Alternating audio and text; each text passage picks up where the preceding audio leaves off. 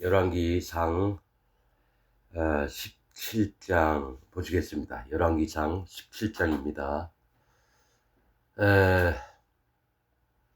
정말 마음이 너무 힘들고 괴롭고 아무것도 가진 게 없고 하나님을 따라가기를 바라고 재정적인 문제나 또 영혼적인 문제에 의해서 정말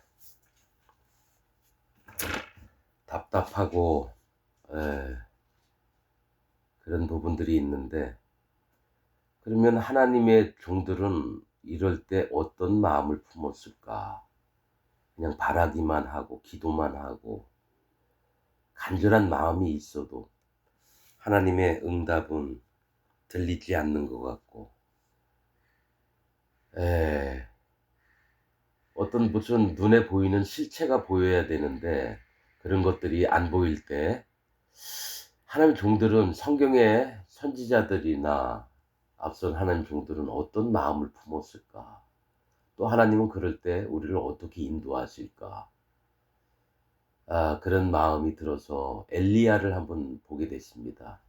엘리야는 하나님을 어떻게 따라가고 하나님은 엘리야를 통해서 뭘 얘기를 하시려고 기록을 하셨나, 그래서 좀 살펴보게 됐습니다. 여러분들도 어려움을 겪고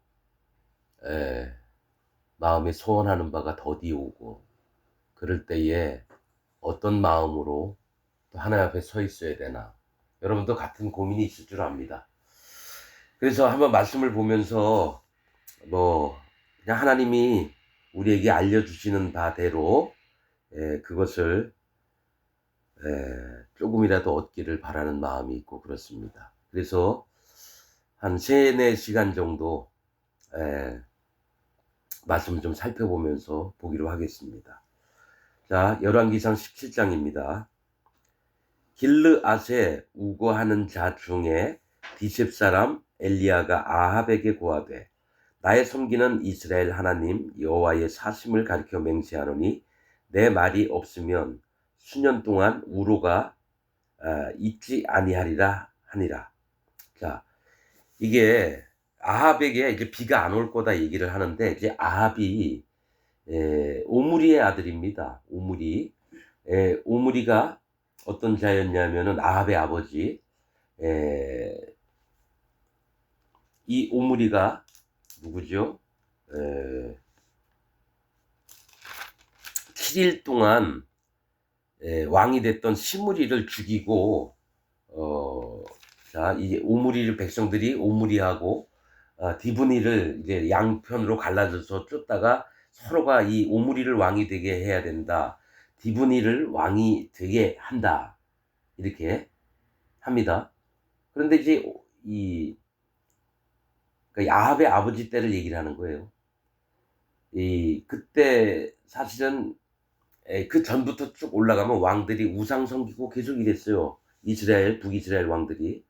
그래서 기낫의 아들 디브니를 쫓아 저로 왕을 삼으려 하고 그 절반은 오므리를 쫓았더니, 그래서 이 기낫은 덮다라고 하는, 덮음이라고 하는 뜻이고요. 기낫의 아들 디브니는 지피예요. 지푸라기 이름이.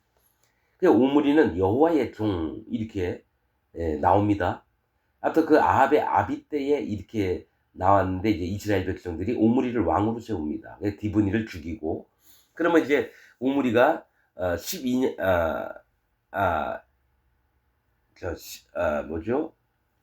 오므리가 몇 년 정도, 12년이었나? 이제 그때 어떤 일이 일어나느냐면요.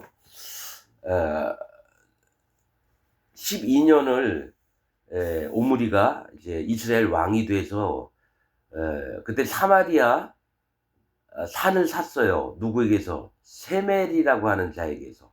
세멜. 그러니까 처음부터 북이스라엘에 사마리아가 수도가 아니라 이 오므리가 이제 세멜에게서 사마리아 산을 사서 사마리아라고 이 성을 이제 건축을 한 겁니다. 이 세멜의 뜻은 여러 가지가 있는데, 술찌꺼기, 소유하다, 소유주, 이런 뜻입니다. 그러니까 세멜이 술찌꺼기라는 거죠. 술 밑바닥에 쫙 깔려있는 깡지 있죠. 술찌꺼기. 그리고 그 사마리아는 이제 지켜보다, 보호하다, 뭐 경계하다, 뭐 이런 뜻이 있어요. 그 세멜에게도 뭐 그런 뜻은 있는데, 그러니까 이게 북이스라엘의 수도 중심, 그 머리가 되는 그 땅이 술찌꺼기라는 거죠. 이 술은 먹지만은 뭡니까? 찌꺼기들은 다 걸러서 버린다든지 이래야 되겠죠. 그러니까 쓸모없는 걸 얘기를 해요. 그러니까 술찌꺼기 같은 곳이 점점 돼가는 게 북이스라엘이라는 얘기죠. 그래서 아합이 왕이 됐어요. 그 오므리가 죽고 12년 동안 왕했다 다음에 아합에게 물려줬는데, 그 아합의 이름 뜻은 아버지의 형제라는 뜻입니다. 아버지의 형제. 그래서 이 여호와 하나님이 있으면 여호와 하나님의 형제가 있다 해서 사실은 이 뜻이 좋은 게 아니에요. 아버지의 형제. 예수님의 형제라면 모르겠는데요. 맏아들 되셨으니까. 하나님 아버지는 창조주이셔서 유일하신 분인데 아버지의 형제가 있다는 건 우상이 또 있다라는 얘기예요. 우상. 바알신이나 무슨 뭐 아세라성이나 이런 성신이나. 이름이 좋은 게 아니에요. 아버지의 형제라는 뜻은. 아버지 형제면 고모부, 뭐 고모부라 그래야 되나? 그 큰 삼촌, 작은 아버지, 큰 아버지 뭐 이런 거죠. 그러니까 하나님 말고 또 다른 신이 또 있는 거는 우상이라는 거죠. 아합의 이름이 그래요. 그래서 그가 누구를 취했냐면 시돈 왕의 딸 이세벨을 취합니다. 그러니까 완전히 이 더러운 세상이 되는 게 뭐냐면, 시도는 어장이라 그래서 구원받을 세계를 얘기해요. 물고기들이 있는 곳, 마음을 낮춘 자들이 있는 곳. 그래서 저는 성경에 보면서 이세벨이요, 우상만 섬기는 자가 아니라 영적으로 보면요, 기독교 안에 하나님을 믿는다고 하는 것도 맞번 여자라는 거예요. 그러니까 이세벨과 동침하는 자들을 계시록에는 얘기를 하는데, 이세벨이요 그냥 뭐 불교나 뭐 이슬람교나 무슨 뭐 힌두교나 이런 여자가 아니라 기독교 안에 있는 여자라는 거예요. 이세벨 같은 여자가. 그래서 하나님 말씀을 막 망가뜨리는데 그와 잠자리, 즉 같은 연합을 해서 뜻을 갖고 있는 자들, 지금 기독교 안에 있는 목사들, 계시록엔 그 얘기를 합니다. 이세벨이 영적으로 그런 자들입니다. 여러분 에스겔에 있는 게 시돈과 두로, 지중해 쪽에 있는 나라입니다. 족속들인데 시돈과 두로 거기 멸망할 때 한번 보셔요. 어떻게 하나님이 멸망을 시키는지. 두로 왕에 대해서는 뭡니까? 다른 데는 다 짧게 나와요. 하나님이 멸망하겠다는 게. 두로 왕에는 3장인가 4장이 나옵니다. 사단 마귀의 세계예요. 두로가 북방왕이면서도 두로 하나님인 척한 사단 마귀입니다. 에스겔서에 보면. 그런데 이제 이 열왕기상에 엘리야가 이제 아합에게 우로가 있지 아니하리라, 이제 비가 안 내린다는 거예요. 하도 이 아합과 이세벨이 뭘 하냐면은 아세라 상도 세우고 뭐 바알신 단을 또 만들고, 그래서 여호와의 노를 격발하였다는 건 심히 하나님이 진노하셨다라는 건 얘기입니다. 그래서 나오는 얘기가 열왕기상 마지막에 보면은요, 이 얘기를 하셔요. 이게 다 연관된 말씀인데요. 그 시대에, 자, 열왕기상 16장 마지막에 그 시대에 베델 사람, 베델은 뭡니까? 떡집을 얘기를 해요. 하나님의 말씀이 풍부한 것을 얘기해요. 복음의 세계를 얘기합니다. 자, 복음을 갖고 있다라는 사람 히엘이 여리고를 건축하였는데, 히엘은 하나님은 살아계시다 이런 뜻입니다. 그러니까 복음의 세계에서 하나님은 살아계시다라고 믿는 자가 여리고를 건축했는데 뭐라고 했습니까? 여리고를 다시 쌓는 자는 벽을 세울 때부터 장자를 잃고 그 문을 달 때는 말째 아들까지, 막내 아들까지 전부 다 잃게 되겠다고, 하나님이 죽여버리겠다고. 그래서 여리고 성을 쌓지 말라 그랬는데 여리고를 건축해요. 이 얘기를 왜 합니까? 아합의 일들을 이걸 통해서 보여주는 거예요. 하나님 앞에 진노하심을 말씀하신 명령들을 거스리고 이랬던 자들을 하나님이 약속하신 대로 쳐버리겠다는 얘기인데, 베델 사람 히엘이 여리고를 건축하였는데 저가 그 터를 쌓을 때, 자, 이 터입니까? 터를 기초를 쌓을 때에 맏아들 아비람을 잃었고, 이게 하나님을 안다고 하면서 하나님이 절대로 하지 말라라고 하는 것들을 하는 자들의 세계를 얘기를 하는 거예요. 아비람은 나의 아버지는 고상하시다. 이 아들들 이름 다 좋아요. 자기 이름도 좋고. 그러면서 복음을 막 섬기는 것 같은데 하나님이 제일 싫어하는 짓만 골라서 하는 놈들을 얘기해요. 이게 아합과 이세벨 같은 놈들을 얘기하는 거예요. 아비람을 잃었고 그 문을 세울 때에 말제 아들 수굽을 잃었으니, 수굽은 높여진 자라는 뜻입니다. 하나님이 높이려고 했던 자. 이게 다 구원받을 자의 세계인데 저주를 받는 겁니다. 문을 세울 때 말제 아들 수굽을 잃었으니 여호와께서 눈의 아들 여호수아로 하신 말씀과 같이 되었더라. 여호수아가 여리고성을 쳐들어가서 하나님이 성을 다 무너뜨렸거든요. 그럼 다시는 여기에다가 이 여리고가 뜻이 뭐냐면, 달의 성읍, 방향의 성읍, 종려나무의 성읍입니다. 달은 뭡니까? 죄인들이 율법을 통해서 다스림을 받아야 되는 겁니다. 그러니까 죄인의 세계라는, 달의 성읍은 죄인의 세계라는 겁니다. 율법을 통해서 그들이 깨닫고 자기의 죄악을 고백을 해야 되는데, 하나님의 율법을 비춰줄 만한 죄악이 넘쳐나는 세계를 얘기해요, 여리고가. 세상이에요, 세상. 그 다음에 방향의 성읍은 뭡니까? 하나님을 향해서 찾아가야 되는데 이 땅에서 잘 먹고 잘 살고 사단마귀의 거짓된 유혹을 쫓아가는, 육신의 정욕을 쫓아가는 그런 세계고, 종려의 성읍은 뭡니까? 종려나무는 풍성함을 얘기합니다. 풍성함, 이 땅에서 잘 먹고 잘 사는 것만을 쫓는, 다시는 그 성을 건축하지 말라고 했다라는 거죠. 그래서 그거를 거기다가 성을 쌓던 자가 맨 위에 아들부터 맨 막내 아들까지 전부 다 죽임을 당합니다. 그 얘기를 왜 아합 얘기를 할 때 그 얘기를 하느냐? 앞으로 그렇게 된다는 거예요. 그래서 엘리야가 하나님의 가서 얘기해라. 비가 오지 않을 거라고. 그래서 아합에게 왕이 됐을 때 우로가 있지 아니하리라 하니라, 이 얘기합니다. 비가 안 내리겠다는 거예요. 그 기근이 드는 거예요. 농사도 못 짓고 물이 없어서 사방 물 들어 다녀야 되고. 나중에 나옵니다. 아합과 오바댜, 국내 대신 오바댜가 돌아다니면서 물이 있나 한번 살펴보자. 그때 오바댜가 엘리야를 만나게 되고, 왜냐면 동물들도 먹여야지, 뭐 말이나 뭐 노새나 사람 먹을 물도 없는데 뭐 물이 샘이나 뭐가 있어야지 거기서 떠다가 가축들이라도 죽지 않게 하려고 아합이 그렇게 얘기를 합니다. 이제 나중에 나옵니다, 그 부분이. 지금은 이제 비가 안 내렸다는 건 하나님 말씀과 교훈들이 하늘에서 땅으로 안 내린다라는 얘기예요. 하나님 말씀이, 교훈들이. 그럼 어떻게 됩니까? 기근이 들어서 사람들이, 영혼들이 피폐해져서 뭡니까? 하나님을 알만한 것들을 끊어버리신다는 얘기예요. 성경에서 비는 하나님의 교훈을 얘기합니다. 하나님 말씀을 얘기하고, 이슬도 마찬가지예요. 이슬, 하나님의 말씀, 세미한 말씀. 만나도 이슬처럼 내렸다 그러거든요. 그 말씀을 얘기해요. 말씀이 육신이 되사 예수님을 얘기합니다. 이슬은 만나,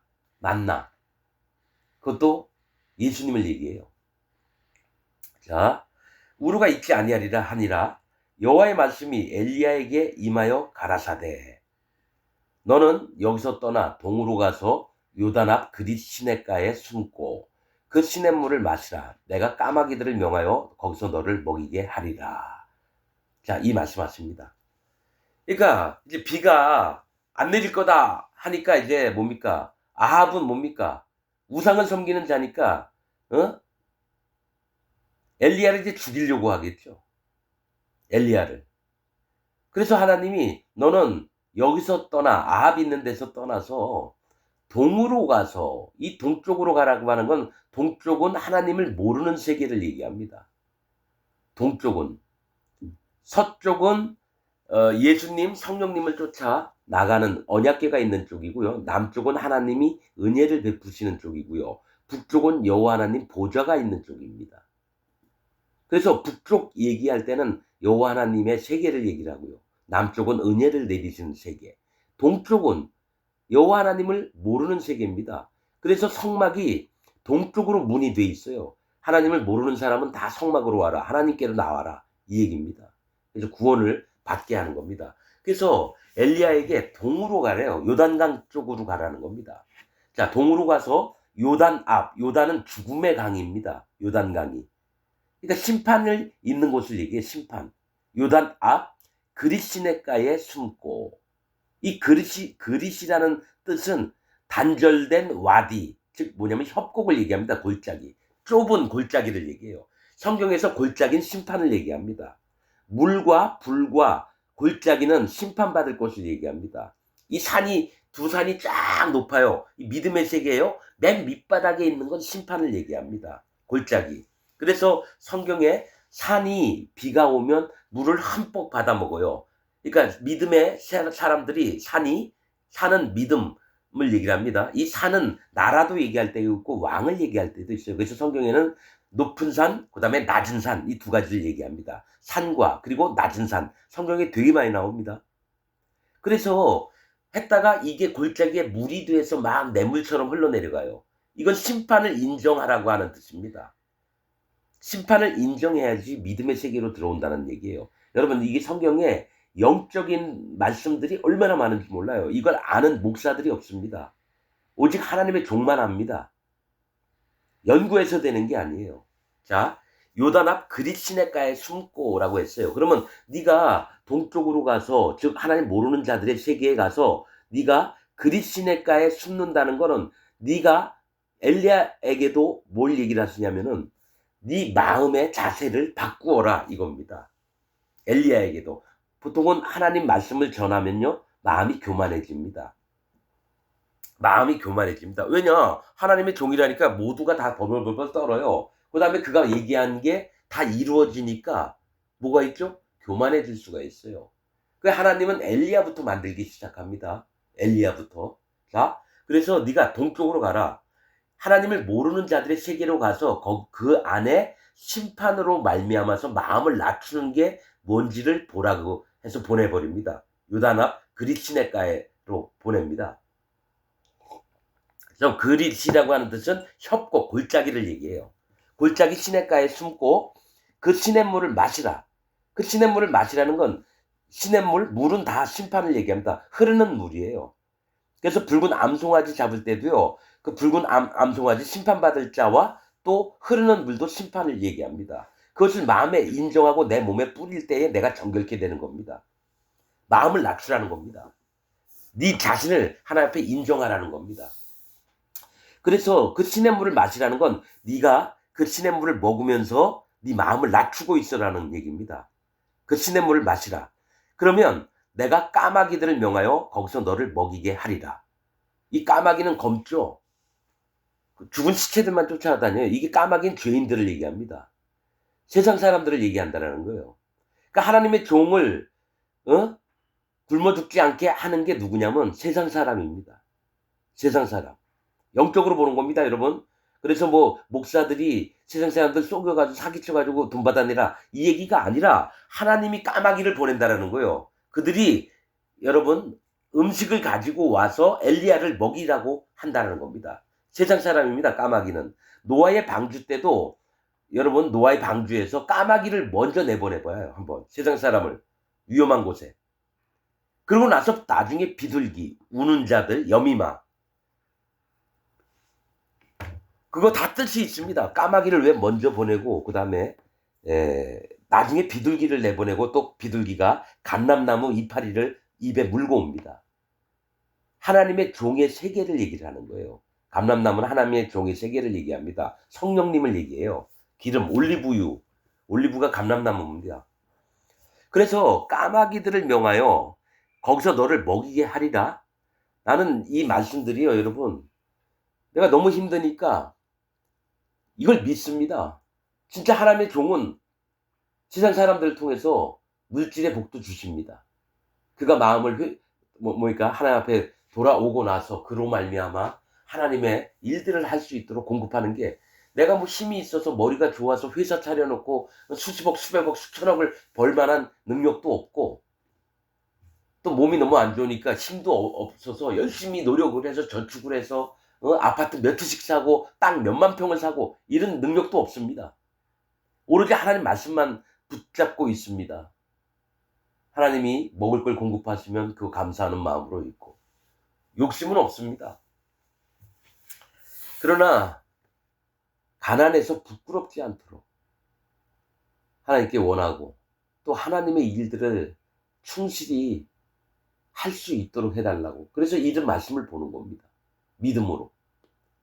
자, 까마귀들을 명하여 거기서 너를 먹이게 하리라. 5절, 저가 여호와의 말씀과 같이 하여 가서 요단 앞 그릿 시냇가에 머물매. 즉, 이 마음을 낮추고 있는 거예요, 엘리야가. 비가 요 아합 왕 앞에서 비가 안 올 거다 그러고 이제 도망가는 거죠. 그다음에 그 요단강가 그 그릿 시냇가에서 이제 머물매라는 거는 마음을 낮추고 있는 걸 얘기를 해요. 엘리야가, 하나님, 난 아무것도 못하는 자입니다. 지금 여기서 내가 농사를 지어서 곡식을 얻을 수도 없고, 내가 사냥을 잘해가지고 동물 짐승들 사냥을 해서 여기서 뜯어먹는 것도 아니고, 그냥 마음을 낮춘 상태에서 있는데 이제 하나님이 일을 하십니다. 하나님이. 그래서 까마귀들이 아침에도 떡과 고기를, 저녁에도 떡과 고기를 가져왔고 저가 시내를 마셨더니, 이 얘기를 합니다.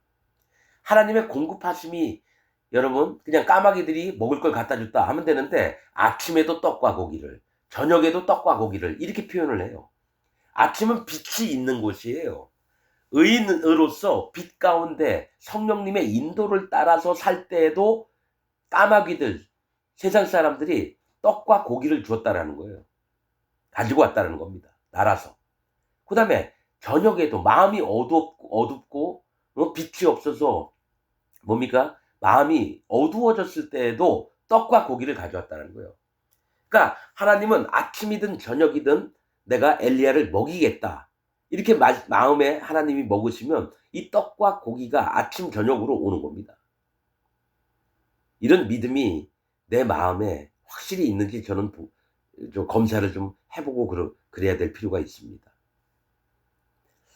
자, 가져왔고 저가 시내를 마셨더니, 계속해서 마음을 낮추고 있어요. 그러면 이제 떡과 고기를 얻었다고 해가지고 이제 다 끝났다, 이게 아니라 하나님이 공급하시는, 양육하실 수 있는, 내가 굶지 않을 수 있는 그런 은혜들을 베풀어 주셨어도 마음은 항시 낮추고 있었다라는 거예요. 저가 시내를 마셨더니, 이 얘기는.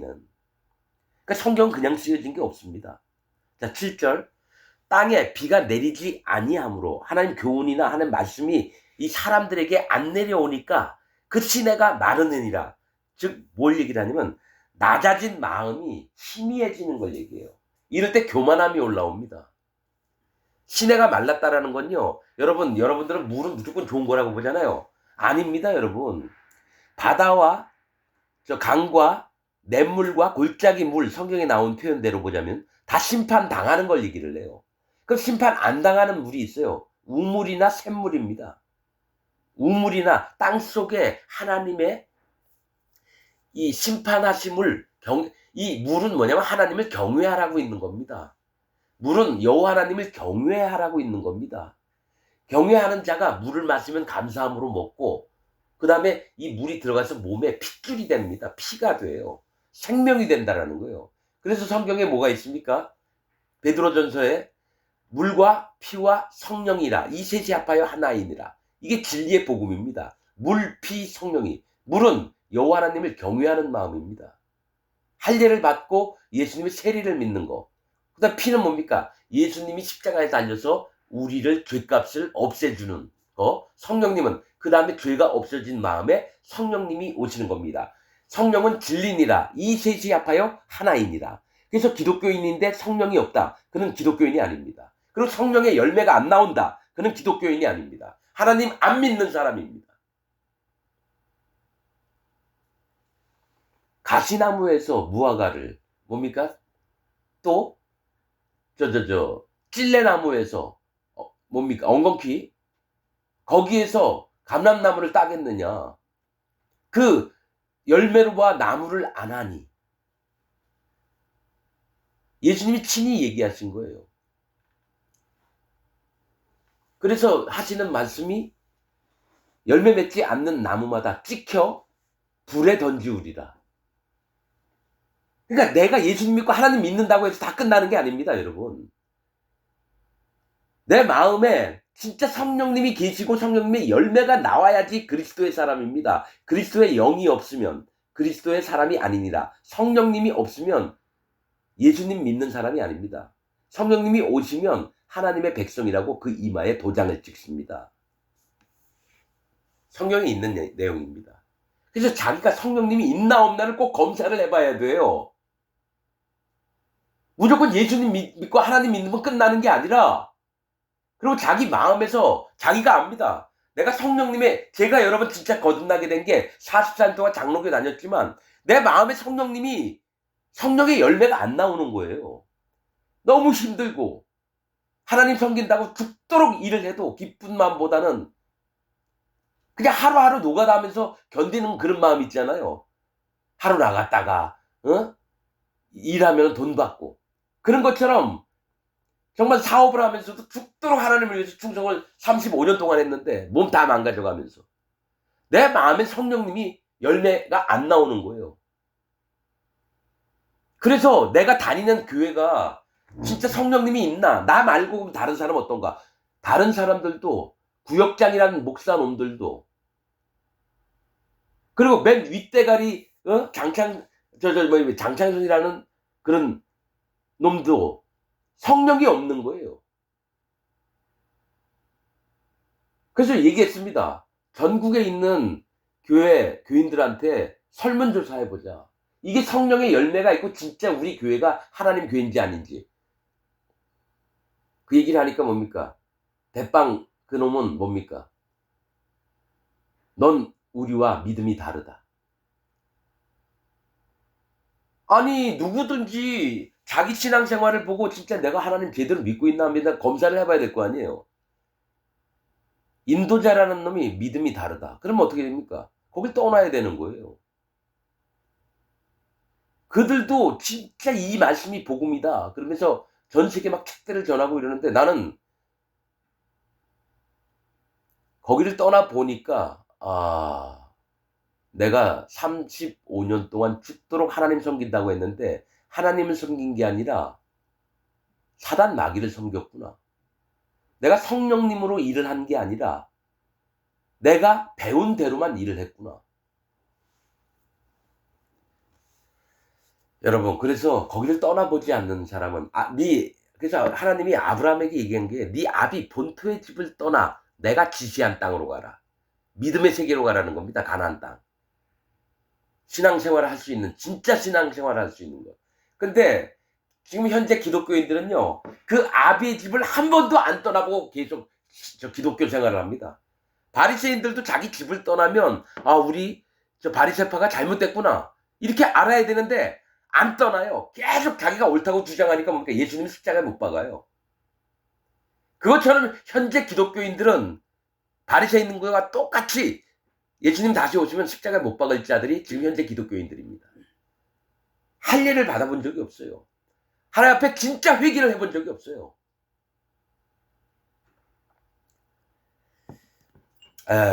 여러분, 땅에 비가 내리지 아니므로 얼마 후에 시내가 마르니라. 이게 뭐냐면 하나님의 교훈과 말씀이 내려오지 않으면요, 그 마음들이 교만해집니다. 그래서 하나님 앞에 낮아진 마음, 하나님 경외하는 마음이 말라가기 시작합니다. 그래서 자리를 옮기래요. 그러면서 하나님이 뭘 보여주시냐면요, 어떤 여자를 보여주시냐면요, 하나님을 믿는 것 같은데 믿음이 너무 없는 여자, 그를 만나게 합니다. 하나님을 믿는 것 같은데 믿음이 너무 없는 여자를, 거의 그냥 구원 받았나 안 받았나 아직 확실하지 않은 여자에게 보냅니다. 자, 여호와의 말씀이, 그러면서 하나님이 지금 이거 얘기하시는 건요, 엘리야야, 내가 너한테 이 명령대로 너 한번 해봐라. 그러면서 네가 마음속에 영적인 것들을 깨닫고, 이거 지금 엘리야 훈련시키려고 보내시는 겁니다, 여러분. 엘리야를 훈련시키려고 보내는 거예요. 그리스 신학가 가서 까마귀가 먹고 이런 거를 보게 하시고 그 다음에 사르밧 과부한테 이제 보냅니다. 믿음이 없는 여자예요. 자, 너는 일어나 시돈에 속한 사르밧으로 가서 거기 유하라. 여러분 여기 지중해 있는 쪽이에요. 지중해. 블레셋 족속이 원래 있던 땅이에요. 시돈이라고 하는 뜻은 어장이라고 하는 뜻입니다. 고기들이 많이 몰려있는 곳. 어장. 이건 구원받을 자의 세계를 얘기를 해요. 시돈이 영적으로 보는 겁니다. 여러분 이세벨이 여기서 났어요. 아합의 마누라 이세벨이 시돈에서 났다는 거예요. 그래서 일부러 시돈에 속한 자를 두 가지로 보는 거예요. 이세벨 같은 자가 나오고요. 사르밧 과부 같은 자가 나오는 거예요. 구원받을 자의 세계인데 이제 이세벨은 자기가 구원받았다 생각하고 이 복음을 막 망가뜨리면서 우상을 섬기는 작업을 하는 자고요. 이 사르밧 과부는 뭡니까? 어정쩡한 사람을 얘기를 해요. 믿음도 없고 그렇다고 나쁘다고 보진 않아요. 자, 너는 일어나 시돈에 속한, 자 여러분 열왕기상 16장 요 전장 그 31절에 보면요. 느밧의 아들 여로보암의 죄를 따라 행하는 것을 오히려 아합이 가볍게 여기며, 여로보암이 뭡니까? 금송아지 만들고 막 신상 만들어가지고 하나님을 떠나게 만든 자거든요. 자, 오히려 가볍게 여기며 시돈 사람의 왕 엣바알의 딸 이세벨로 아내를 삼고 가서 바알을 섬겨 숭배하고, 이렇게 나옵니다. 자, 시돈 사람의 왕 엣바알의 딸이래요. 엣바알은 바알의 사람이라는 거예요. 완전히 바알신을 우상으로, 그 주인이 여호와 하나님이 아니라 여호와 하나님이 아닌 다른 신을 주인처럼 해서 완전히 속한 바알의 딸을, 바알의 사람인 딸을, 이세벨을 아내로 맞았대요. 하나님 백성의 제일 윗대가리인 아합의 그 마누라를 이세벨로 데려고 왔다는 건 완전히 우상 천국을 만들어 버린다는 얘기예요. 그래서 그런데 그 얘기를 하시면서 이제 사르밧 과부의 얘기를 한다는 거예요. 이세벨은 여러분 나중에 계시록에 한번 보세요. 이세벨이 어떤 자인가? 거짓자들을 만드는 자입니다. 거짓자. 자, 거짓자가 누구냐? 통일교 문선명, 신천지 이만희, 구원파 박옥수, 또 여의도 순복음교회 조용기. 근데 여러분 이 이세벨과 함께 잠자리에 든 놈들이 누구냐? 거짓 목사들인데 김진홍 목사, 옥하는 목사, 이재철 목사 유명하죠? 100주년 기념교회. 그 사람 인간적으로는 괜찮은 사람 같아요. 그러나 그는 칼빈 교리를 신봉하는 자입니다. 즉 죄가 있는 게 맞다. 회개 열심히 하자. 사단 마귀의 교리를 가르치는 자들이에요. 많습니다. 장로교, 성결교, 감리교, 침례교에 있는 모든 자들이 다 거짓자입니다. 나는 하나님의 종이 한 명도 없다고 봅니다. 유튜브를 4,000건을 검색하면서 진짜 하나님 종 만나서 그분을 따라다니면서 섬기고 복음 섬기고 그럴 마음으로 진짜 거듭난 목사가 있나 없나 살펴봤는데 그 유명하다고 뭐 CBS니 뭐 극동방송 여러분 모든 기독교의 방송국에 나와 있는 목사들 잘잘법 뭐 이런 거 다 살펴봤어요. 거듭난 자가 한 명도 없었습니다. 세계의료교회, 삼일교회 뭐 목사들 설교 다 들어봤어요. 진짜 거듭난다. 여러분 이중 목사 정도 예수전도단 뭐 상인 고문인가? 그 사람도 마음 자세가 괜찮아서 또 아는 것도 많아서 쭉 들어봤는데 결국엔 파악이 됐습니다. 그 사람 복음 없습니다. 666이 뭐죠? 네로 황제였고 지금이 천년왕국이라고 개소리를 떠들고 있어서. 그리고 걔도 얘기해요. 죄인에서 의인된 게 맞다. 여러분 하나님이 죄인에서 의인 만들었습니다. 그리고 뭐 신분은 그 다음에 뭡니까? 영속성인가 뭐 지속성인가 뭐 그걸 써놓고 뭡니까? 우리는 그래서 죄인인 신분에서 점점 성화로 가는 게 맞습니다. 딱 그 얘기를 하는 순간 이 사람 의인 되지 않았구나. 계속 교회는 회개해야지 없어진다고 믿는 사람이에요. 그래서 알았죠. 얘도 가짜구나. 이 마음에 성령이 없구나. 근데 히브리어, 헬라어 우리보다 100배, 1000배 많이 합니다. 성경도 뭐 100 몇십 번을 읽었겠죠. 인간적으로 훌륭한 사람이지만 하나님이 봤을 때는요, 거짓 선지자입니다.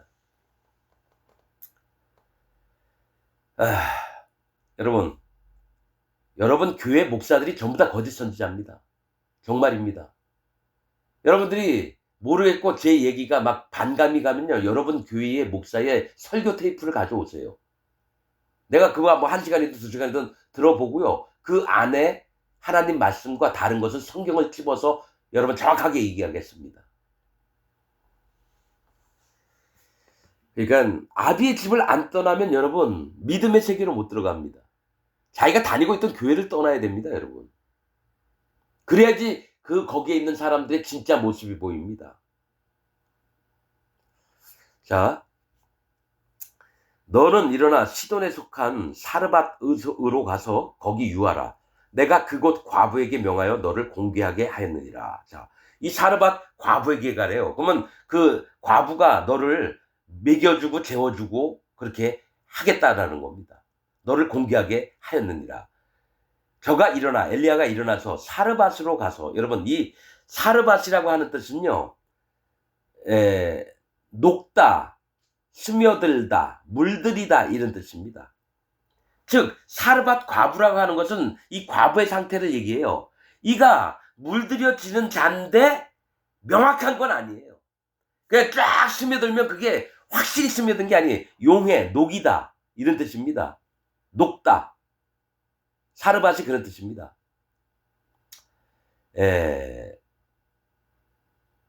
사르밧 과부에게 명하여 너를 이제 이 과부의 영혼의 상태를 얘기하는 거예요. 사르밧이 스며드는 거예요. 그래서 나중에 진짜 하나님의 백성으로 나옵니다. 그러나 지금 상태로는 뭡니까? 아직 똥하고 된장을 구분을 못하는 상태입니다. 지금 사르밧 과부가. 자, 저가 일어나 사르밧으로 가서 성문에 이를 때에, 성문은 뭡니까? 대부분 성문을 얘기할 때는 구원의 문을 얘기를 합니다. 구원의 문. 그래서 성경의 신명기에 보면요, 너희들 성문에 있는 장로들에게 가서 검사를 받으라는 겁니다. 네가 구원이 있는지 아닌지. 이 성문은 구원의 문을 얘기를 해요. 성문에 이를 때에 구원의 그 근처에서 이 과부가 왔다 갔다 하는 겁니다. 움직인다는 얘기예요. 성문에 이를 때에 한 과부가 그곳에서 그 구원의 문 앞에서 나뭇가지를 줍는지라. 나뭇가지는 사람을 얘기합니다.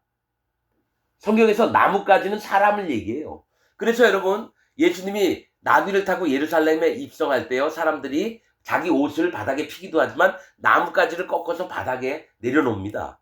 즉 내가 예수님의 왕으로 오심을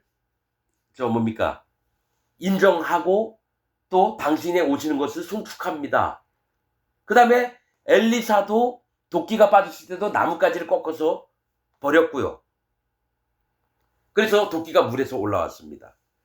나는 포도나무요, 너희는 가지니.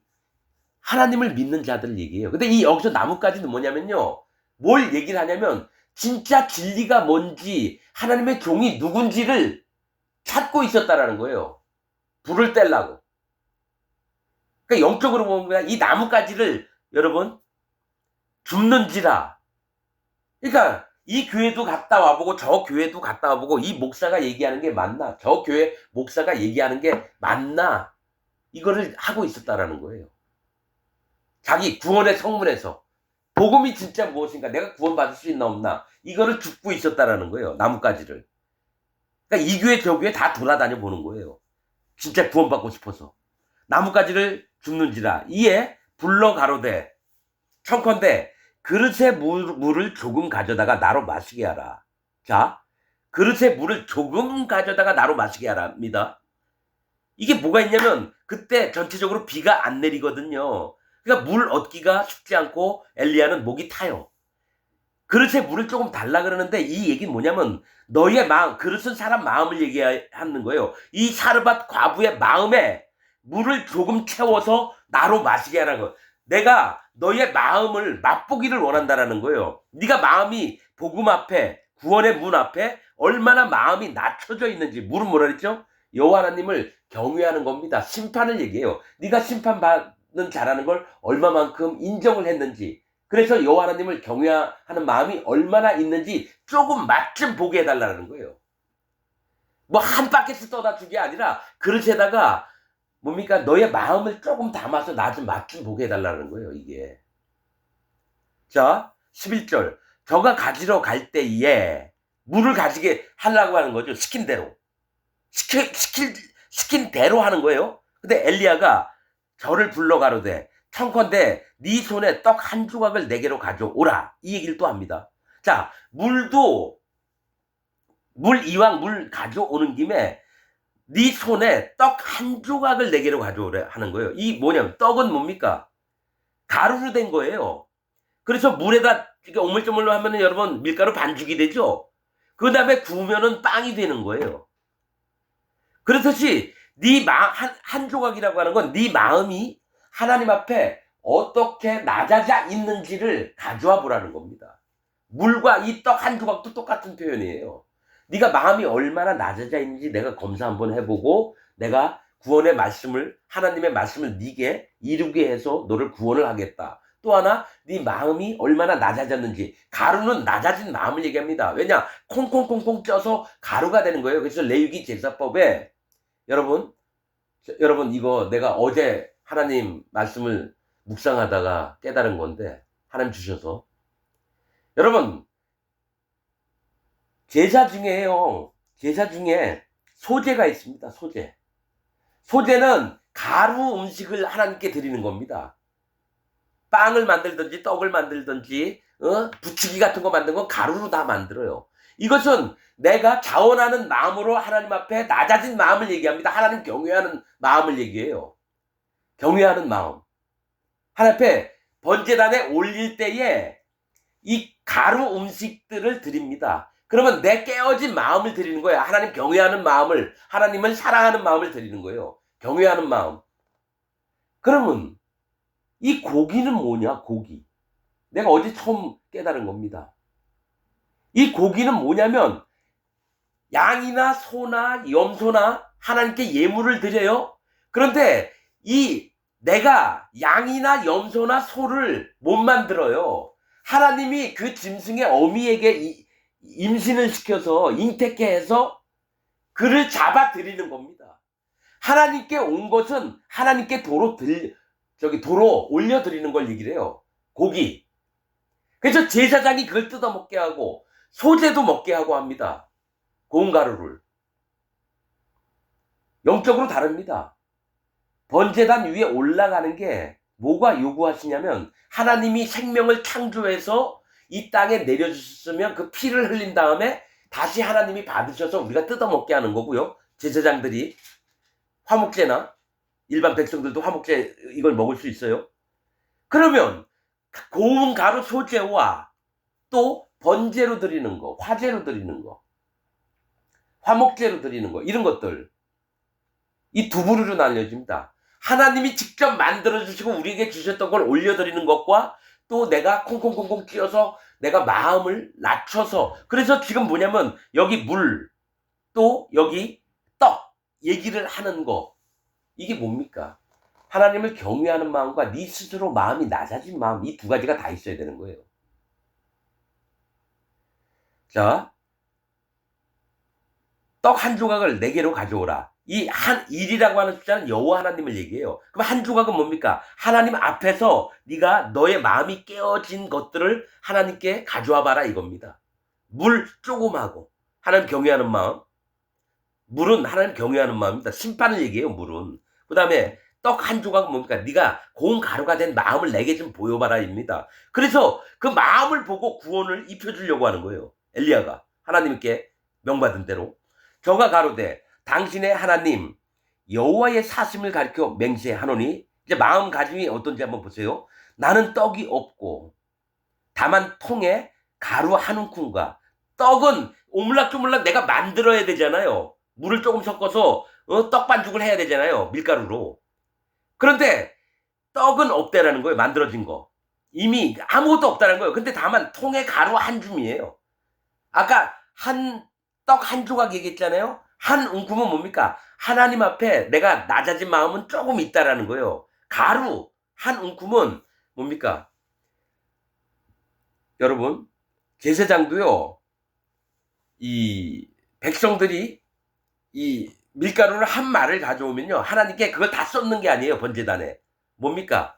이 가루를 한 움큼을 번제단 위에 올리고 나머지는 다 제사장들과 레위인들이 나눠 먹습니다. 그렇듯이 한 움큼이라고 하는 거는 하나님께 드릴 거 한 움큼밖에 없다라는 거예요.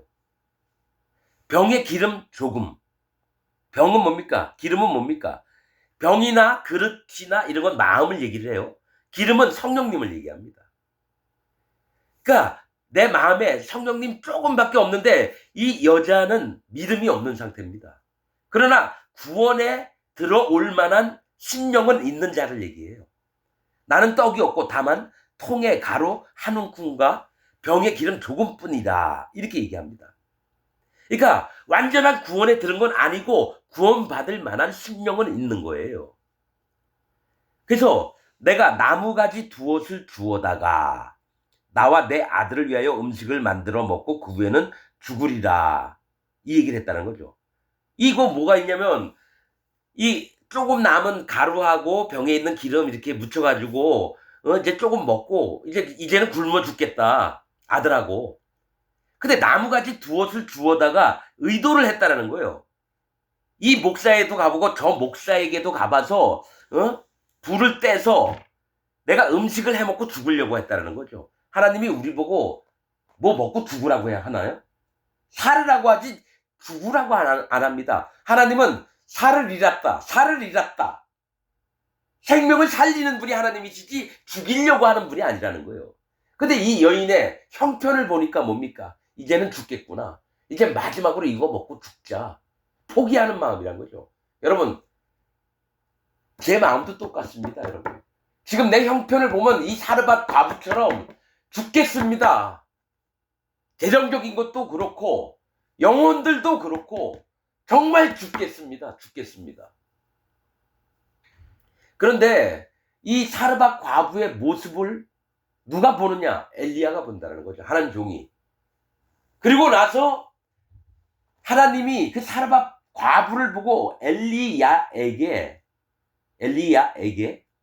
너도 배워라 이겁니다. 하나님 종이라도 네가 다 아는 게 아니고 내가 이 사르밧 과부를 어떻게 인도하는지 보면서 너 또한 배워라입니다. 그래서 그리시네가도 보냈다가 그 다음에 사르밧 과부에게 보내는 겁니다. 네가 좀 보고 배워라 엘리야야. 그래서 이 말씀을 보게 됐습니다. 여러분, 자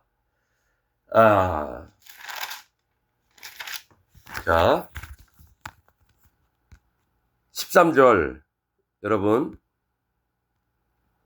13절 말씀을 또 나눠보겠습니다.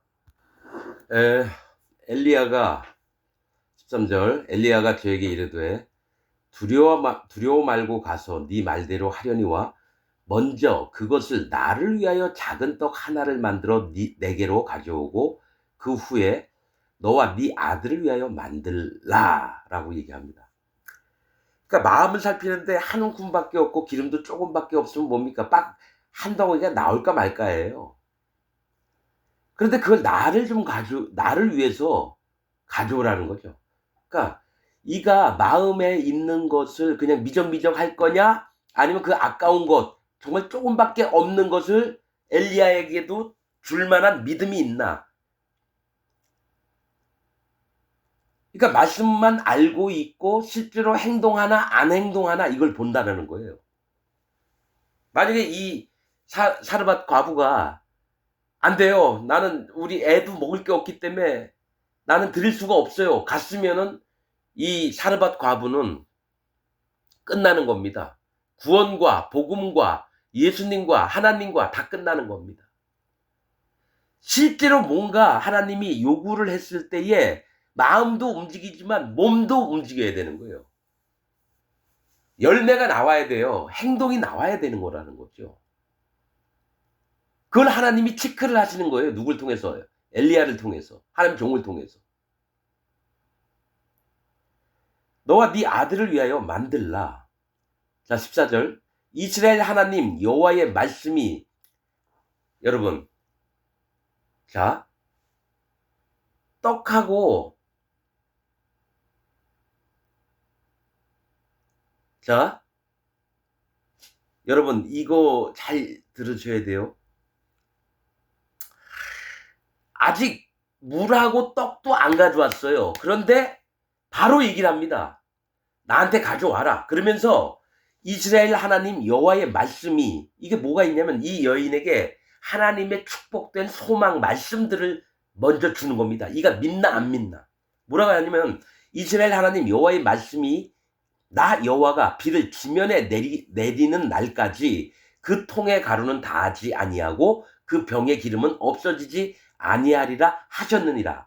이 여자 가는 중에 돌려 세워서 그 물하고 물 가지러 갈 때에 이 떡도 하나 좀 달라고 하면서 조금만, 그 다음에 하나님이 명령하셨던, 하나님이 엘리야에게 하셨던 말씀을 이 여인에게 얘기를 합니다.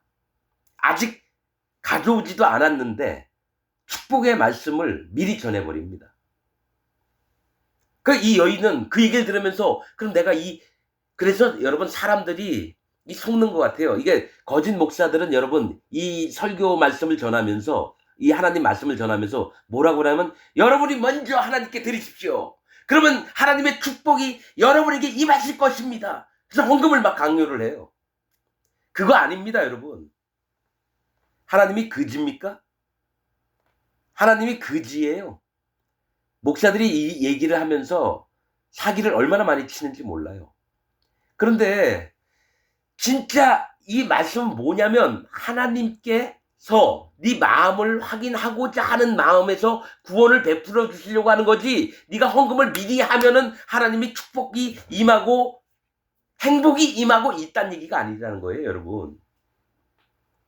이 여인을 구원하시려고 그 마음의 믿음을 시험해 보는 거예요. 그러니까 이 돈 벌려고 사기치는 목사 놈들은 하나님 말씀을 어떻게 교묘하게 사람들에게 설교를 해가지고 돈이나 뺏어 처먹으려고 하고. 자, 저가 가서 엘리야의 말대로 하였더니, 그러니까 물도 조금 가져오고 빵을 조금 만들어서 일부를 가져왔다는 거예요. 저와 엘리야와 식구가 여러 날 먹었으나, 그러니까 그 통에 있던 가루나 기름이 이제 떨어지지 않기 시작했다라는 거예요. 먹었으나 여호와께서 엘리야로 하신 말씀같이 통의 가루가 다하지 아니하고 병의 기름이 없어지지 아니하니라. 이 얘기는 뭘 얘기를 하냐면 통의 가루, 낮아진 마음을 얘기합니다. 이 끊임없이 하나님 경외하는 마음과 자기 마음을 낮추는, 교만하지 않고, 이게 계속해서 나오고 병의 기름, 성령님의 인도가 계속 나오는 걸 얘기해요. 그렇다고 이 여인이 이제 다 끝났어, 이제 고통이 없어, 와 행복해, 이게 아닙니다. 항상 뭐가 있냐면요, 하나님의 축복을 받잖아요. 교만한 마음이 싹 올라와서 믿음의 세계가 없어집니다. 힘들고 어려울 때 진짜 하나님을 구하고 찾고 바라는 마음이 있지, 조금이라도 만족함이 있잖아요. 기도하는 게 반으로 줄어들어요. 그리고 대충대충 합니다. 하나님 믿는 거 대충대충 하게 돼 있어요. 성경에 그런 부분 되게 많이 나옵니다. 형편이 좋아지면 하나님을 찾는 것보다는 자기 살 길을 더 찾았고 자기 욕심을 더 내요. 그래서 교만해져서 믿음의 것들을 잃어버리게 됩니다. 자, 그 다음 얘기할게요. 이 일 후에 그 집 주모되는 여인의 아들이 병들어 증세가 심히 위중하다가 숨이 끊어진지라 죽었다라는 거예요. 근데 여러분 여기서는 사르밧 과부 쭉 나오다가 갑자기 말이 바뀌어요. 그 집 주모되는 여인이래요. 그러니까 성경 말씀은요, 한 글자라도 의미가 없는 게 없어요. 뭐가 있냐면 이 주모되는 여인이 아들이라고 하는 건 그 집 집주인 얘기를 하는 거죠. 주모가 된다는 거는 뭡니까? 주인을 얘기해요, 주인. 이 여자의 마음이 주인된 마음이 들었다는 거예요. 하나님이 주인이신데 이 여인이 형세가 나아지니까, 형편이 나아지니까 마음이 교만이 찾아옵니다. 그래서 원망하는 마음이 나옵니다. 좀 있으면. 그 집 주모되는 여인의 아들이 병들어 증세가 심히 위중하다가 숨이 끊어진지라 죽었다라는 거예요. 왜 갑자기 성경이 주모라고 바뀔까요? 과부였다가 자기 중심적으로 마음이 바뀌었다는 얘기입니다. 여인이 엘리야에게 이르되 하나님의 사람이요, 말은 하나님의 사람이요. 꼭 그래요. 목사님 이렇게 하지만 마음은 달라요. 기독교인들이나 똑같습니다. 얼마나 간사한 게 사람인지요. 하나님의 사람이요, 당신이 나로 더불어 무슨 상관이 있기로 내 죄를 생각나게 하고 또 내 아들을 죽게 하려고 내게 오셨나이까. 아니 금방 제 아들하고 이거 먹고 죽자고 했던 여자가 내 죄를 생각나게 하고 또 왜 내 아들을 죽게 하려고 내게 오셨나이까. 원망하는 마음이 있다라는 거예요. 왜냐? 주모기 때문에. 과부였으면 불쌍하고 하나님이 그럴 텐데요. 그 마음이 꽉 찬 게 뭐냐? 자기 중심적으로 마음이 변했다라는 거예요. 자기 중심적으로. 그래서 원망을 해요. 그 얘기는 하나님을 원망한다는 거예요. 엘리야를 원망한다는 건 하나님을 원망한다는 거예요. 엘리야가 저에게 그 아들을 달라 하여 그를 그 여인의 품에서 취하여 안고 자기의 거처하는 다락에 올라가서 자기 침상에 누이고 여호와께 부르짖어 가로되 나의 하나님 여호와여, 주께서 또 내가 우거하는 집 과부에게 재앙을 내리사 그 아들로 죽게 하셨나이까 하고 이렇게 얘기합니다. 그러니까 엘리야가 그 죽은 아이를 달라고 했어요. 그리고 뭡니까?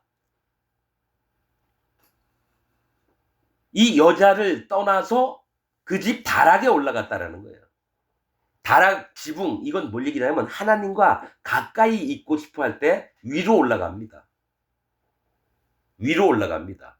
지붕이나 다락은 하늘과 가까운 쪽을 얘기를 해요. 그래서 이 다락, 골방을 얘기하기도 하고요.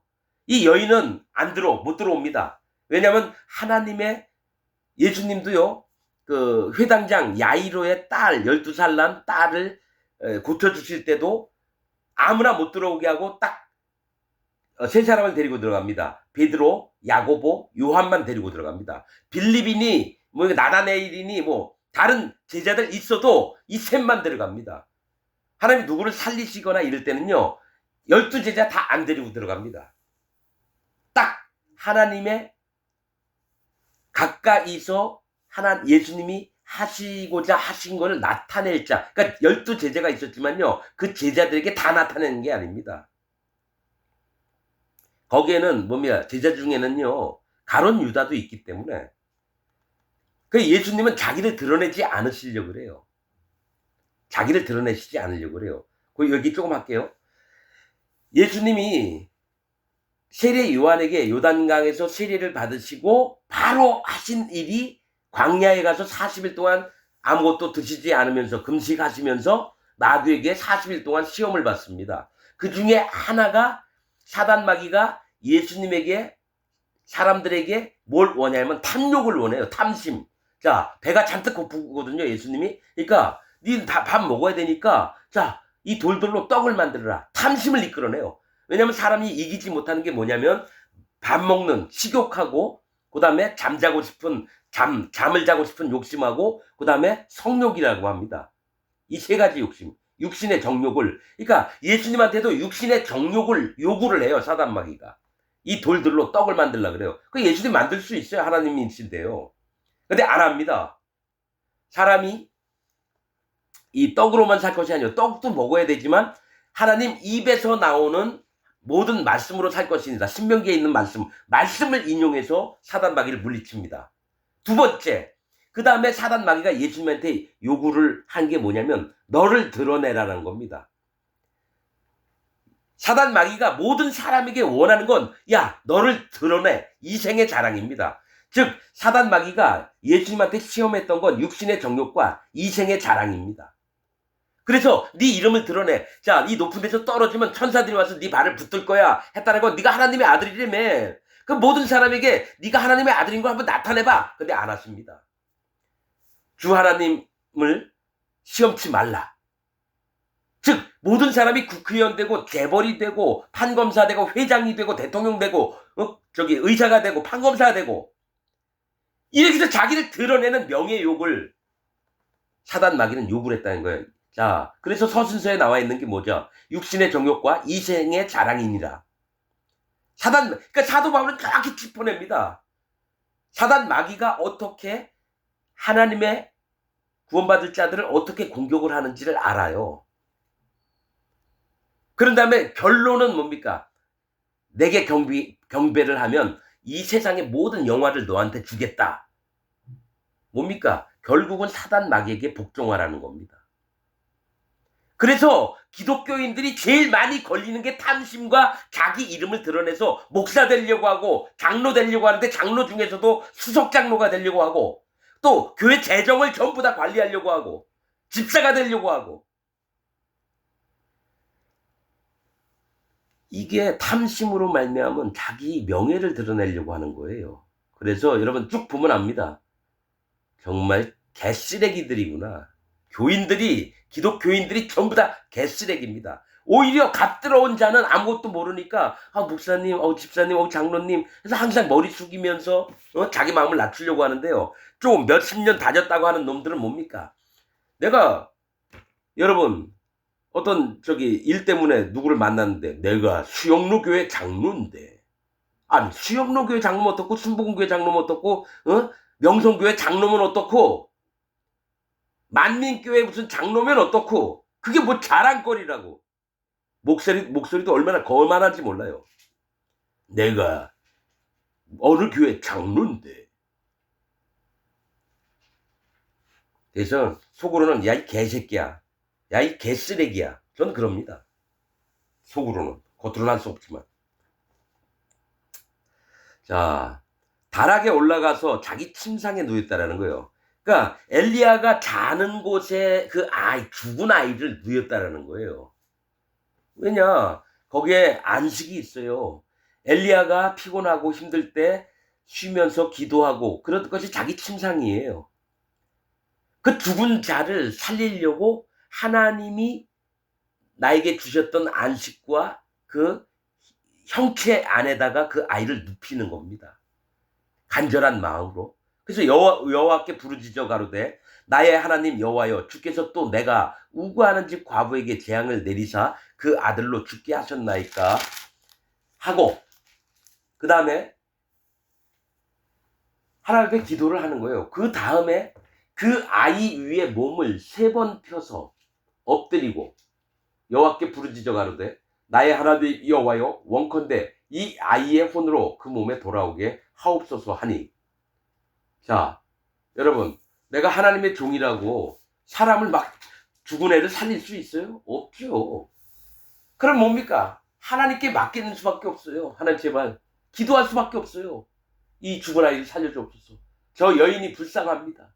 저 여인의 소망이 이 아이 하나밖에 없는데 제발 하나님 이 아이를 살려주옵소서. 그러면서 몸을 3번 펴서 엎드렸다는 거예요. 이건 뭡니까? 그 아이에게 3번을 폈지만은 실제로는 여호와 하나님 앞에 3번을 폈다는 건 3이라고 하는 숫자. 3번은 뭘 얘기냐면 여호와 하나님, 예수 그리스도 하나님, 성령님 앞에 자기의 온전한 마음으로 꺾는 겁니다. 아비의 마음입니다. 이게 아비의 마음. 하나님의 종들은요 아비의 마음을 갖고 있습니다. 청년의 마음도 아니고 아이의 마음도 아니에요. 반드시 아비의 마음을 갖고 있어서 태초부터 계신 여호와 하나님을 인정하는 마음을 가져야 되는 거예요. 이게 없는 자들은 청년의 믿음도 괜찮아요. 아이의 믿음도 괜찮은데 그러나 절대로 하나님의 종은 될 수 없습니다. 3번을 폈다라는 거예요. 그러면 그 위에 아이의 몸을 덮었다라는 거예요. 3번을 엎드리고 이 아이를 위해서지만 실제로 엘리야의 마음이 여호와 하나님 앞에 자기를 돌아보는 마음도 있다라는 겁니다. 그래야지 이 아이가 살아난다라는 거예요. 내가 기도한다고 하나님이 뭐 다 들어주신다고요? 하나님은 그 마음을 보시면서 하나님이 그를 기도한 바를 들어주시기도 하고 안 들어주시기도 하신다는 거예요. 하나님이 지금 이 엘리야의 마음을 체크를 하는 겁니다. 그 아이를 죽게 하신 건 뭐예요? 엘리야 마음에 내가 살아있는 여호와 하나님인 줄 네가 믿느냐? 그걸 알게 하시려고 이 아이를 죽게 하셨다라는 겁니다. 이거는 엘리야와 사르밧 과부를 위해서 또 이 죽은 아이를 위해서 3번 보여주시는 겁니다, 여러분. 몸을 3번 폈다는 거는 엘리야를 위해서요. 하나님 종이라고 여기 쏙 빠지는 게 아니라 엘리야와 사르밧 과부와 그 죽은 아이를 위해서 3번을 엎드렸다가 일어났다가 엎드렸다가 일어났다가 엎드렸다가 일어났다가. 그러니까 하나님 앞에 죽은 자처럼 돼야 되는 거예요. 아무것도 난 못합니다.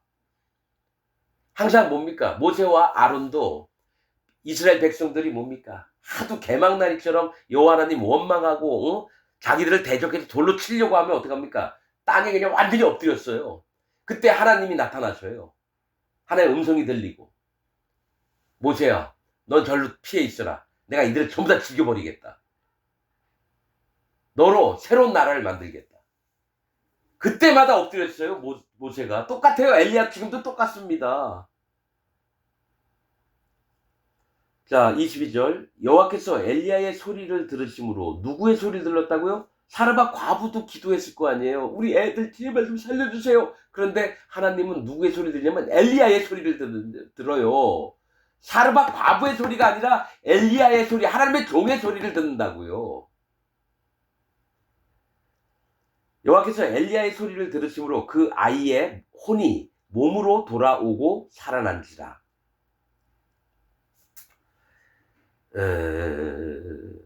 이게 비슷한 게 있죠, 여러분. 엘리사도 누굽니까? 항상 오면은 자기를 접대하던 그 여인 있죠? 그 여인도 사르밧 과부였나? 아니, 사르밧 과부가 아니라 사르밧이었나? 거기가? 어느 땅이었는데. 아니. 사르밧이 아니었나? 시돈, 그거 찾아봐야 되네. 기억이 안 나네요. 그런데 그때 뭡니까? 아이를 낳게 해줬어요. 근데 그 아이가, 추수하는 때에 나갔다가, 아우, 머리야 하면서 와서 죽었어요. 그러니까 그 여인이 엘리사가 있는 데까지 와가지고 막 발을 붙잡고 울다가, 그래, 가자. 게하시 보냈는데 게하시가 능력을 못 행했어요. 그래서 7번, 뭡니까? 그거 빙빙 돌아요. 엘리사가. 그런 다음에 아이가 깨어날 때 7번 재치기를 하면서 깨어나요. 그것도 다 여러분 영적인 뜻들이 있습니다. 그것처럼 여기도 마찬가지예요, 여러분. 영적인 뜻들이 다 있는데 그 하나하나 다 설명을 해야 되는데 너무 시간이 오래 갔으니까 그 어미에게 아이의 혼이 몸으로 돌아오고 살아난지라. 자, 그 아이의 혼이 돌아왔대요. 그 아이의 영이 아니라 영혼이 돌아왔다고 안 하고 그 아이의 혼이라고 표현을 합니다. 혼은 사람의 생각, 이런 세계를 얘기하고, 영은 하나님이 우리 코에 불어넣은 게 영입니다. 그 아이의 혼이 몸으로 돌아오고 살아난지라. 영혼이 돌아온 게 아니라 혼이 돌아왔대요. 하나님이 이 죽었다가 살아나시는 것을, 그 뭡니까? 생명을 얻게 하신 것은 우리의 생각과 우리의 잘못된 것들 때문에 죽을 수밖에 없는데, 바른 마음과 바른 생각과 또 하나님을 경외하는 마음과, 이거는 우리의 영이 아니라 이 혼입니다. 영은 뭡니까? 하나님의 영이에요. 하나님이 우리를 만드실 때 우리 코에 훅 하고 불어넣을 때 영이 된지라 나왔어요. 여기는 혼이에요. 그 죽은 아이가 여호와 하나님을 일평생 동안 경외하며 또 생각하는 바가 하나님의 믿음의 세계에서 맞게끔, 이래서 혼이 돌아오게끔이라고 표현한다라는 거예요. 혼이 몸으로 돌아오고 살아난지라. 자, 또 있죠? 어떤 말씀이, 비슷한 말씀이 있어요. 사람이 한번 죽는 것은 정한 이치요, 그 이후에는 심판이 있다 그러는데, 사람이 죽으면 그 혼이 위로 올라가고, 그 다음에 영혼이 올라가고, 그 다음에 짐승이 죽으면 그 혼이 땅으로 내려간다 그랬나요? 정확한 말씀 찾아봐야 되겠네. 그러니까 이거 말씀 한 글자 때문에 달라지는 게 많습니다. 영혼과 혼과 영과 이게 다 의미하는 바가 다릅니다. 그래서 그걸 정확하게 나눠서 얘기를 해야 돼요. 자, 그 아이의 혼이 몸으로 돌아오고 살아난지라 엘리야가 그 아이를 안고 다락에서 방으로 내려가서, 그러니까 얘가 살아나는 과정을 사르밧 과부는 보지 못했고, 얘가 죽은 건 맞는데 다시 품에 안았을 때는 살았다라는 것만 얻게 되는 거예요. 어떻게 그가 살게 됐는지, 뭐 3번을 몸을 굽혔다 폈다 이런 것도 못 봤어요. 그러니까 뭐냐면 엘리야는 뭐가 있냐면 누구에게 드러내면 안 된다라는 거예요. 사르밧 과부가 들어와서 있는 것도 보여주면 안 돼요. 아이를 어떻게 살리는지 이거. 내려가서 그 어미에게 주며 이르되 보라 네 아들이 살았느니라. 여인이 엘리야에게 이르되 내가 이제야 당신은 하나님의 사람이시오 당신의 입에 있는 여호와의 말씀이 진실한 줄을 아노라 하니라.